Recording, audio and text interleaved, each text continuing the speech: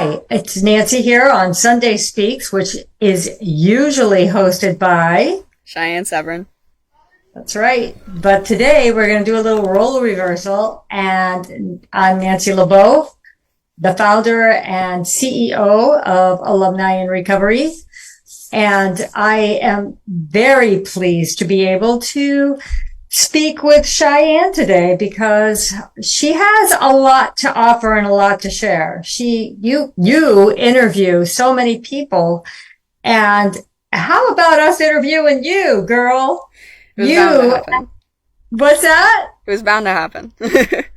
Hey, well, I'm glad I get to be that person. It's an honor. I want to just tell everybody that Cheyenne works really hard, very talented at doing the Alumni in Recovery social media, as well as some creative content, as well as creating videos. She has done a number of videos for us in just like that, like a blink of an eye, and can't thank you enough.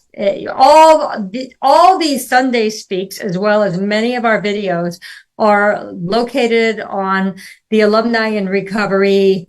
Is it Alumni in Recovery North Jersey, or is it just Alumni in Recovery?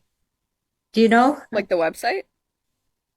No, our YouTube channel. Oh, I think it's just Alumni in Recovery. Yes. So go to our Alumni in Recovery YouTube channel and you will find a host of previously recorded Sunday Speaks episodes that Cheyenne has done. And so here she is. Yeah, you did it. You've been doing a great job. So Cheyenne went to a Midwest conference for LGBTQ in Kentucky last weekend, and I decided that it's about time that we just have a deeper discussion about how the LGBTQ community is affected by substance misuse, substance use disorder, addiction, alcoholism. I believe that there's a lot of underlying trauma, a lot of underlying misunderstood situations, as well as just belonging. And I think it's a well worth conversation to have, especially because as we talk about addiction and alcoholism, one of the things that Alumni in Recovery does is creates more awareness, the ability to have words to describe the disease process of addiction so people can talk a lot more fluently. So I believe that this also is an area that many people don't necessarily know how to put into words in a conversation. I might be even one of those people. I'm not part of the LGBTQ community, but I have had a brother that died of AIDS back in 1990. He died in 1993 in the East Village of New York City. So this has affected my family, and I want to have discussions about it. So Cheyenne, tell me, first of all, can you tell me like part of what you learned, but how do we find the words to discuss LGBTQ, and what have you been learning, and what have you learned about this over the years? So, I mean, just about like the queer community. It's like I think finding I mean, nobody's born knowing everything, and that's something that I say all the time. Most of what I learned about the community and everything was from the internet because that's where you're going to find a lot of people who are like you. So people are able to find communities like almost anywhere: Facebook, Instagram, Reddit, it just depends. But that's where a lot of these communities and people who like are curious about their identity can find each other. So staying up to date on like appropriate language to use, or like I'm thinking about this aspect of myself, like does anybody else know what this would be called? It's you can find most of that there. So like if you want to do some research, should be all there. Then again, like if you don't know where to start, it can be hard. But like I think there's even like wiki on different terms and everything for people in the communities. So you get that would be a good place to start. But that's where most of it came from. My first exposure to a gay character, and like the concept of like I don't know if this is like a weird way to put it, but like being gay was an Archie comic. There was a character named Kevin Keller, and I was like, oh my god, this is a possibility, you know? So I think though that this Pride conference, Mumbletack, is the first like live in person kind of like thing that I've been to where I've gotten to learn more. I'm not a lesbian, but like my one friend who is was able to learn a lot about different like even subcultures and identities like within that community because of the conference. So it's like in-person meetings are pretty good with that as well. I was able to go to a panel on like asexuality and learn more about that. I wasn't the biggest fan of that panel, but like still, it was a good opportunity to see like, oh, there are other people that are like me. So in terms of just learning more about the community, that's the extent of it. It depending on what area you're in, it's hard to meet other people in person that are like you, but I've met a few. And so that is like a good way to just like talk and share experiences, but again, it's not an option for everyone. So Hmm. You mentioned, first of all, you mentioned different websites that people could go to. Could you mention them again? And also, when you create this for YouTube, will you put them in the YouTube description at the bottom for if people would like to connect more? Maybe they could try a couple different resources. yeah. So I am not an expert on this. Personally, I got a lot of my information from Reddit, which has like mixed reviews depending on which boards you're on and everything, or threads, I guess. But it's like I had certain questions about myself where it's like I feel this way. Is this something that you would normally feel or whatever? So it's just a good place to see if other people like have the same questions as you. So then other people from the community can be like, "Hey, I know this," and then they'll answer you. Wiki again is just like there are specific like little sub things within wiki where it's like your concentrated subject that you're looking for, where it gets like super hyper specific, so that can be a little overwhelming, but I could still link that one. And I have less experience with realms like Facebook or Instagram or anything because I don't have any personal social media actually. But I know that people have like groups on there and everything, so I don't know if I'll find anything to link on there, but they exist if you look. So mhm. Wow, that's all very interesting. It takes me back just a bit because I'm wondering if the creation of the internet and creation of different social media platforms has given people the ability to find their tribe, find people that they can relate to and talk to and get to know socially instead of going to bars, which a long time ago. Well, I don't even think it's that long ago. It's really not that long ago. And it's still going on. In fact, it's still going on. But going to bars and places that are kind of underground so people don't know that, and they don't get, because it was just so highly stigmatized and not culturally accepted in our country, at least. So do you find that maybe it's created more of a safer place in most respects for people? In most respects, yeah, there are always going to be bad actors in like every space. It's the internet. People lie. Like you have to follow the same protocols that you'd follow with like anything. Like be careful about what personal information you give away, even if it's like in private messages and everything. You no matter like how long you've been talking to someone, you don't know who you're talking to unless you've done like a live video call like this or something. And even then it's like, you know. So in most respects, yes. But like going back to the bars and everything, that was a big problem. And like you said, it still kind of is. Where it's like people weren't accepted even like up to like a decade two ago, and in some cases they're still not. In some areas it really depends on where you are, but it's like you were only able to find community in a safe way, and even then not necessarily even safe, but just like you were able to find community in like more sultry places like bars and everything. So it's like, where am I gonna go if I want to find someone that's like me, a place with a lot of alcohol, like every night, like, or however long I'm gonna be there. And so that's how you get exposure to like that kind of like substance use disorder, because it's like it's easy access. It's the place where you're going like to do the thing that you want to do. So it's like alcohol is being constantly shoved in your face. But in addition to that, it factors into the same things that you'd see anywhere, where it's like a lot of people with an active addiction. You'll hear them say like, I struggled with finding like a place of belonging and never felt like I fit in. I had a lot of anxiety. So it's like in the queer community, that is a big issue still. It's like a lot of people, when they don't feel accepted or like they are inherently wrong, you're gonna see those feelings of like, I don't feel like I belong. I'm anxious all the time. Like, it's just because you feel like inside of you, like something that you can't make go away is like a problem.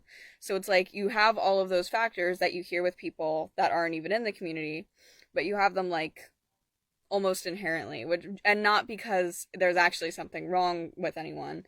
It's just societally that's what you've been taught. So it's like you're going to these bars, and alcohol, can, and almost any substance, like, not that the end result is terrible, but it's like for a moment, it's like you can feel like all of your problems are going away, like, hey, this is a pretty fun time or whatever, like, and it just numbs that pain that people have been feeling. So that's Right. how you run into that. So the internet, like, you're lacking that easy access to alcohol, and you're like finding those communities in a healthier way. Again, you just Right. have to make sure you follow those like safety protocols. Yeah, and I'm thinking, Cheyenne, once we're done with this interview, it might be a good idea if we create a post where people can actually come onto Alumni in Recovery and come in the comments, add to safe spaces within different counties around wherever it happens to be, especially in New Jersey, but New York and all the other states that possibly want to put in some information about a safe space, a space where you can get help and find support and community. There's Mm-hmm. community centers popping up just about every place now, which is fantastic. I think that definitely needs to be just that many more. And I know that, for example, Bergen Newbridge in Paramus, New Jersey, has an LGBTQ center that they have just opened, I think as of last spring, maybe. And that's one of the many that hopefully will continue to spring up. What are your thoughts on that? I think that could be useful, and it might seem like off topic at first for people that like aren't aware of the issues within the community, but it's just like I was reading something where it's like even the percentage of LGBTQ plus adults with a substance use disorder, or who like self-define themselves as like alcoholics, is way higher than the average for like just adults who aren't in the community. So it's like, Right. so I think that's, a really good idea, and I will get on that. Well, you'll get on that. Make a post about it. I think it's a great idea. Everybody chip in all the different resources that you could think of, numbers, websites, where you can find help, where you can find support and community. I definitely think that and the reason why that's important, especially from an organization like Alumni in Recovery, is we build community. We bring communities together. We know that addiction is kind of the antithesis of connection. It's a real degree of disconnecting and isolation, Mm-hmm. not belonging. I mean, I certainly know that feeling of not feeling like I fit in. And I can't even imagine coupled with, sexual identity. And, that which kind of brings me back to identification. And you mentioned that Archie comment with Yeah, Kevin Keller. Kevin Keller. Okay. So what about that? What what happened in that moment that it sounds like you identified to some degree, or there was like a degree of relief that you felt there was something there. What was that about for you? So honestly, I was too young at the time, at least, for me personally, to like even be thinking about anything like that. And just in terms of like romance and sexuality and everything. Um, that happened for me in like the sixth grade girls' locker room, but that's a different story. But with Kevin Keller, it was just like the awareness of like that was a possibility. In hindsight, it maybe wasn't the best depiction because the whole thing was like Veronica would just be constantly hitting on Kevin, and he'd be like, Veronica, I'm gay, and she would be like, okay, and so, we live and we learn. But Kevin Keller was a good like first step to just like having It such a hit a mainstream chord. property. Yeah. Good. And I think that's what's just really important in today's age. Like you said, it's not like it connected with you on a sexual, or even could even, extrapolate on a sexual level because you just weren't there. You were a little kid. Yeah. And that's really important because education and awareness is so very important to all people. I don't think and I'm not trying to get political here, trust me, but I definitely think that there's a place within education where some terminology and wording can come in so people can better identify and understand. I mean, we know that alumni in recovery are people that go speak stories, right? And by sharing our stories, we can begin to identify some factors, some feelings, some Mm-hmm. thoughts, emotions, just things that have happened to us that we don't even understand sometimes. And it's definitely a a way that human beings can learn is through identification with others. And I hope that it finds a place where it gets more acceptable so people can speak more openly in realms so people can find healing and growth and just belonging. Yeah. So they don't have to go down an addiction path. I know we're just about out of time, and I did mention my brother, and I just want to mention him again. David Wade Jr. was a gay man in the 80s. And in the 70s, there was just no place, for it to really, for him to feel comfortable. And living in the East Village in the 80s allowed him to be part of a gay community, and at the same time, it lent itself to lots of alcohol and I'm sure substances. And the point being is that as we all know that, the AIDS epidemic grew out of, just unfortunately unprotected sex and not knowing. But the problem, I think the worst and the saddest thing about it was the lack of support and the lack of understanding during that time. And I Mm-hmm. know that my brother died kind of alone in a hospital. He had my sister there who would visit him regularly, but my parents did not understand. They did not understand. Many people didn't, and so I'm really grateful for having a conversation about this because I think that just lends to more people being able to grow and thrive. And do you have anything you want to add before we close? Just on the note of like the AIDS epidemic, of course, like a lot of like substances and alcoholism goes into just like the problems overall of that era. But it's like part of why the AIDS epidemic was able to get so bad was because it was labeled as like a gay men's problem. And so because of that, because people weren't very big fans of that community at the time, it was like, okay, well, who cares? Because that's God's punishment for them being gay, which of course, is not correct. But it's like it took straight people, being exposed to that disease for things to be like, oh, hey, wait, maybe this is a problem. Maybe we should fix it. So it's like people being able to have that acceptance is going to help them in more than one realm because something that we need to keep in mind too is like intersectionality. We need to focus on gay rights and acceptance, not just because, it will make people feel better, but because it bleeds into other areas like the AIDS epidemic, which was terrible. and like substance use disorders, which is still happening now. Which again, people still suffer from AIDS, but it wasn't to the same, it's not to the same terrible extent that it was a few decades ago. So it's just, issues bleed into each other. And that's again why we need to focus on community and why we still need to have organizations like Alumni in Recovery, because everything just goes into everything else. Hmm. I love that. Intersectionality. Mm-hmm. Well put. That's a good word. And I appreciate you coming on and speaking. And again, you can find, a list of resources or come on and add your resources, once Cheyenne has that posted within the next 24 hours. That's, her next job. But I thank you very much, Cheyenne. You do so much good work, and I appreciate you coming on and sharing your experience, your strength, your hope in our recovery in our world. Thank you for having me on, Nancy.